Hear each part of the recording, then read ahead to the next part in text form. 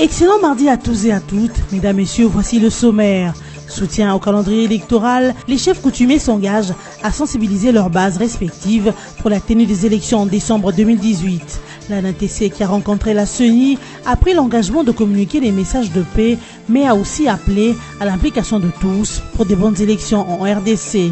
Et puis les travaux sont très avancés pour le retour du courant électrique dans la ville de Kisangani, annonce le DG de la SNEL. Le chef-lieu de la Tchopo a connu une coupure d'électricité et en desserte d'eau suite à l'inondation de sa centrale hydroélectrique.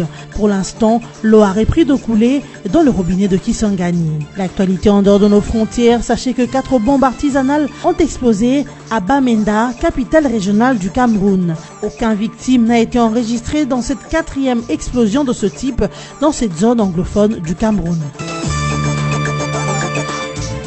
Après les États-Unis d'Amérique, l'Union européenne et l'Union africaine, c'est au tour de la République d'Angola de saluer la publication du calendrier électoral. Son ambassadeur à Kinshasa, José João Manuel, l'a fait savoir le 11 novembre 2017, date de la célébration de l'indépendance de l'Angola. Le diplomate angolais a déclaré que la publication par la Commission électorale nationale indépendante du calendrier électoral constitue un pas important et décisif pour la résolution de l'actuelle crise que traverse la République démocratique du Congo. José João Manuel a aussi ajouté que l'Angola, pays ami de la RDC, ne peut qu'appuyer ce calendrier pour le retour de la paix et de la reconstruction nationale. L'ambassadeur de l'Angola en République démocratique du Congo a par ailleurs encouragé la poursuite de la coopération bilatérale entre les deux pays, notamment dans le domaine maritime, aérien, fluvial et ferroviaire. Les élections en 2018, les chefs coutumiers s'engagent à sensibiliser leurs bases respectives pour la tenue de ces élections. Ces autorités coutumières l'ont fait savoir lors de leur rencontre avec la Commission électorale nationale indépendante ce lundi 13 novembre 2017. C'était dans la salle de conférence Abbé Apollinaire Malou Malou. Invitant les chefs coutumiers à soutenir le calendrier électoral, le vice-président de la CENI, Norbert Bassengezi, a rappelé que sa concrétisation est tributaire des contraintes notamment législatives, politiques, logistiques et financières. C'est dans ce sens que l'hôte des autorités coutumières a invité toutes les parties prenantes à remplir chacune en ce qui la concerne son rôle. Selon Mwami Godefroy Munongo, président de l'Association nationale des autorités coutumières et traditionnelles du Congo, ANATC, les élections auront bel et bien lieu dans ce pays. Raison pour laquelle les chefs coutumiers doivent communiquer le message de paix et d'implication de tous aux chefs de chefferie, de groupements et de villages pour aller de l'avant dans la paix et la sérénité. Après le retour complet de la desserte en eau de la régie des eaux dans la ville de Kisangani, le rétablissement de l'électricité est annoncé pour bientôt. D'après le patron de la Société nationale d'électricité SNEL, Jean Bosco Kayombo, joint par RFI, les travaux sont très avancés pour les retours imminents de l'électricité. Nous avons aussi commencé à vidanger, à renflouer l'eau. Au moment où on venait ici, on nous a signalé qu'on était déjà arrivé à 15 cm. Donc pratiquement, on est en train maintenant de racler le fond du puits. Et nous pensons, sans confirmation, que d'ici quelques jours, nous pourrons reprendre la situation. Jean Bosco Kayombo fait savoir aussi que le changement climatique qui occasionne des dérèglements de la nature est l'une des causes des inondations à la centrale hydroélectrique de la Tchopo. Avec le changement climatique aujourd'hui, on commence à voir des dérèglements de la nature. Mais est-il que chaque fois que nous avons un incident, nous avons l'habitude de tirer les leçons de cet incident et prendre des mesures pour améliorer. Rappelons que c'est en 1961 qu'était intervenue la première inondation à cette centrale hydroélectrique de la Tchopo. La seconde a eu lieu en 1979, la troisième en 1997 et celle du jeudi dernier est la 4e inondation, soit des inondations qui interviennent dans une périodicité d'environ 20 ans. Cette dernière inondation avait plongé la ville de Kisangani et ses environs dans l'obscurité et dans le manque d'eau potable. Les anciens travailleurs de la Sengamine, actuelle Sakim, continuent à réclamer 72% de leurs décomptes finaux. Environ 2 ans après, la société Ennui Congo d'investissement minier qui a racheté la Sengamine, héritant de toutes ses dettes, n'a payé que 28% de créances, ont fait savoir dans un mémorandum adressé au Premier ministre Bruno Tshibala le vendredi 10 novembre dernier, ces anciens travailleurs de la Sengamine. Pour ce dernier, il y a plus de 10 ans qu'ils ont gagné le procès contre la Sengamine, pourtant l'application concernant la paie de leurs comptes finaux traîne encore à se concrétiser.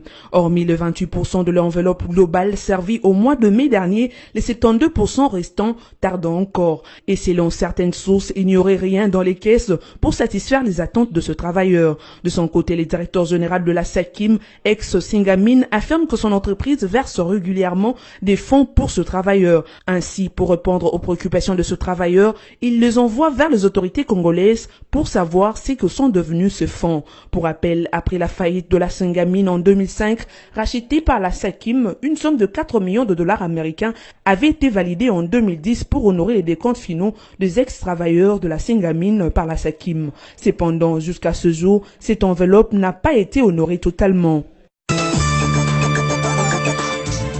Célébrer à travers le monde tous les 14 novembre, la journée mondiale du diabète est une occasion indispensable pour mener une campagne de sensibilisation en vue de prévenir cette maladie.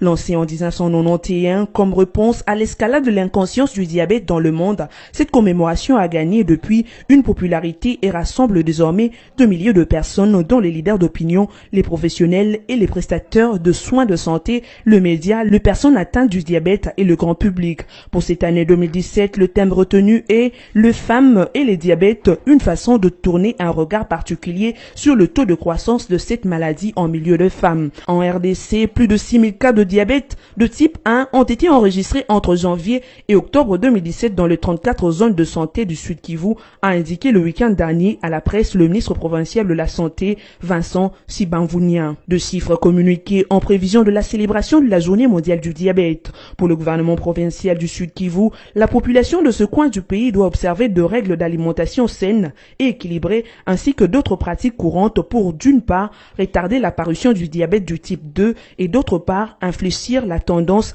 en hausse du diabète de type 1 dans la province. Pour rappel, la date du 14 novembre a été retenue en raison de l'anniversaire de Frédéric Banting qui avait avec Charles Best développé la théorie à l'origine de la découverte de l'insuline en 1922. Un incendie s'est déclaré lundi 13 novembre 2017 à Kinshasa dans l'un des entrepôts de la Société commerciale des transports et des ports SCPT ex-Onatra. Après intervention de la brigade anti-incendie qui s'est déployée sur place au moment même de l'incendie, la situation a été maîtrisée selon Mokoko Samba, directeur général de la SCPT, joint par nos confrères d'actualité.cd. Présent sur le lieu lors de l'incendie, le patron de l'ex-Onatra a fait savoir que cet entrepôt appartient bel et bien à son entreprise, mais il est loué par un privé. Il s'est de signaler que l'entrepôt qui a pris feu hier tard dans la soirée est non loin de la MONUSCO et de l'immeuble CTC. Jusqu'au moment où cette information est diffusée, la cause de l'incendie n'est pas encore connue. Plusieurs bâtiments publics et privés ont été la cible des incendies ces derniers temps à Kinshasa et dans le reste de la République démocratique du Congo. Les courants électriques et les raccordements frauduleux en ont souvent été la cause. 4 bombes artisanales ont explosé dans la nuit du 12 au 13 novembre à Bamenda, la capitale régionale du nord-ouest du Cameroun, sans faire de victimes. L'une des bombes a explosé peu après 21 h à proximité du groupement mobile d'intervention, une unité de police souvent prise pour cible ces dernières semaines par des assaillants. Selon des témoins, c'est la 4e fois qu'un engin explosif de ce type est actionné aux alentours de cette unité qui concentre les plus gros contingents de la police dans la région. Les 3 autres explosions sont intervenues à intervalles réguliers entre 3h et 4h du matin sur une avenue commerciale. D'après une source policière camerounaise, ces bombes artisanales sont fabriquées à base des tubes d'extincteurs et sont activées à distance à partir des téléphones portables.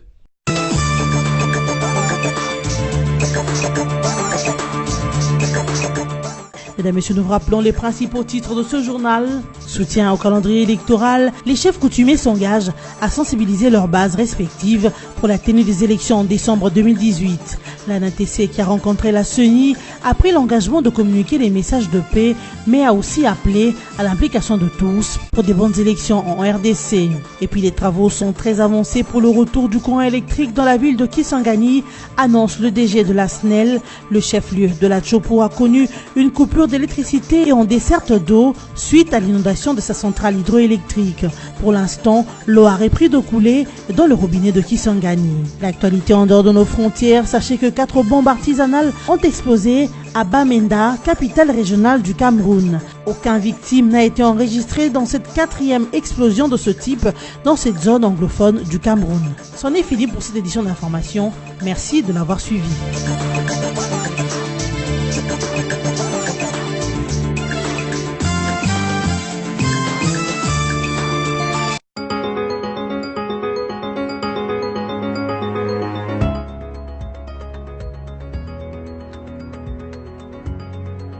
Bienvenue à la lecture de journaux parus en ligne ce mardi 14 novembre 2017, sélectionnés et résumés pour vous sur BC TV. Commençons avec Forum des As qui note en grand titre le calendrier électoral ayant été publié et surtout accepté par la communauté internationale, cap désormais sur les élections. Le Premier ministre Bruno Tshibala est attendu dans quelques jours à l'hémicycle accompagné de tous les membres de son gouvernement. Devant la représentation nationale, le chef de l'exécutif va présenter ses moyens de défense au cours de la plénière consacrée au vote de la motion d'interpellation du député Henri Thomas Lokondo Yoka. L'élu de Mbandaka voudra savoir pourquoi à ce jour, le budget 2018 n'est toujours pas déposé. Outre le Premier ministre, les vice-premiers ministres, ministres des Affaires étrangères devraient affronter la motion de défiance en rapport avec l'affaire de passeport biométrique. Pas plus tard que la semaine dernière, son collègue en charge de transport et voies de communication, José Makila Soumanda, venait d'être sauvé des griffes des députés nationaux par une motion incidentielle au moment où les élus attendaient débattre avec lui sur l'importance des véhicules d'occasion de plus de 20 ans autorisés à entrer encore en RDC. Sans être contre ces initiatives, qui du reste procèdent du rôle de l'Assemblée nationale, c'est lui de contrôler l'action du gouvernement dans les conditions actuelles. Elle éloigne cependant les institutions de la seule tâche qui vaille, à savoir la préparation des élections. Les contextes actuels du pays imposent de sortir de formalisme institutionnel pour se consacrer entièrement aux élections. Poursuivons cette revue de presse avec Actualité.cd qui titre à sa une « Résistance aux antibiotiques, cette nouvelle crise sanitaire qui menace les pays africains ». Quand une bactérie évolue et devient résistante aux antibiotiques utilisés pour traiter les infections dont elle est responsable, cela s'appelle antibiorésistance. L'Organisation mondiale de la santé OMS considère ces phénomènes comme une crise sanitaire mondiale. À titre illustratif, 1 demi-million de personnes ont développé la tuberculose multirésistante en 2014 avec un nombre de morts estimé à 210 000. Et en Afrique, malgré l'indisponibilité de données dans 40% de pays, il existerait un haut niveau de résistance de bactéries aux antibiotiques le plus couramment prescrit. Une épidémie de fièvre typhoïde multirésistante se propage dans plusieurs régions d'Asie et d'Afrique. Et même lorsque les meilleurs soins sont disponibles, seule la moitié de cas de tuberculose multirésistante est soignée avec succès. Rares sont les produits de remplacement en perspective et le monde s'achemine vers une ère post-antibiotique où des infections courantes redeviendront mortelles. Ce sera alors la fin de la médecine moderne telle que nous les connaissons aujourd'hui. Si les tendances actuelles se confirment, certaines interventions sophistiquées comme la transplantation d'organes, les prothèses articulaires, la chimiothérapie anticancéreuse ou le soin des enfants prématurés deviendront bien plus difficiles, voire trop dangereuses pour pouvoir être traitées, avait déjà alerté Dr Margaret Chan, directeur général de l'Organisation mondiale de la santé, au cours de la réunion des ministres de la santé du G7 à Berlin en 2015. Bouclons cette revue de presse avec le site de la radio onusienne qui titre « Lualaba, les bilans de l'accident ferroviaire à Bouyoufé passent des 33 à 39 morts ». Les bilans de l'accident ferroviaire survenu dimanche 12 novembre à Bouyoufé dans la province de Lualaba est passé des 33 à 39 morts et plusieurs blessés, indique Richard Mouyège, gouverneur de cette province. Ce train qui transportait de marchandises et des personnes en provenance de Lubumbashi s'est rendu à Luena. On a enterré 39 personnes le dimanche 13 novembre. Il y a 2 enfants dont les mères ne sont pas encore retrouvées. Pour les autres malades, les situations semblent se stabiliser, rapporte Richard Mouyège. Il note pourtant que ce bilan est encore provisoire. On soupçonne qu'il y a encore quelques corps sous les wagons. On attend que la SNCC redresse ces wagons pour voir si réellement il y a des gens. C'est en ce moment-là qu'on peut établir un bilan définitif, indique le gouverneur de la province de Lualaba. Quant à la cause du drame, Richard Mouyège l'attribue à un phénomène de freinage. Il précise néanmoins que c'est la SNCC qui pourrait donner la véritable cause de l'accident. Il écarte aussi l'hypothèse d'un accident dû à la vétusté parce que ces locomotives étaient acquises il n'y a pas longtemps. Ainsi s'achève cette revue de presse. Bonne suite au programme sur votre chaîne.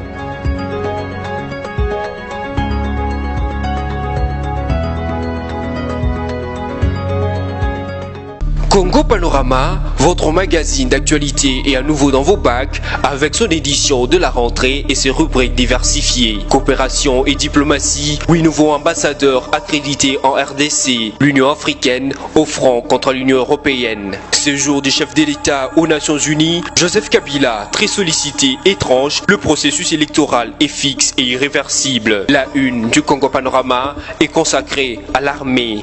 Réforme de l'armée, le FRDC en puissance. Votre magazine revient aussi bien sur le monument aux soldats congolais qu'à l'inauguration de l'académie militaire ainsi qu'aux différentes sortes de régiments et bataillons après leur formation. Économie et finances, découvrez nos articles sur la réforme fiscale en RDC, l'évaluation de la feuille de route du FPI, les performances de la SONAS au premier semestre 2017. En société, Maman Olive Lembe revient au chevet des enfants malades. Il est sur tous les fronts. Éditorial signé Yvon Ramazani. L'éditorialiste révisite les actions du chef de l'État qui aura joué aux démineurs aussi bien sur le plan de l'économie que de la sécurité, la politique, la réconciliation au Kasaï. Congo Panorama, c'est également une édition surprise spéciale Congo Central, une province qui se modernise. Découvrez les investissements et innovations comme le nouveau bâtiment du gouvernorat. Découvrez également l'interview bilan du gouverneur Jacques Mbadou et cet éditorial qui lui est dédié par Yvon Ramazani. Il a osé. Congo Panorama, s'investir pour un Congo émergent. Congo Panorama,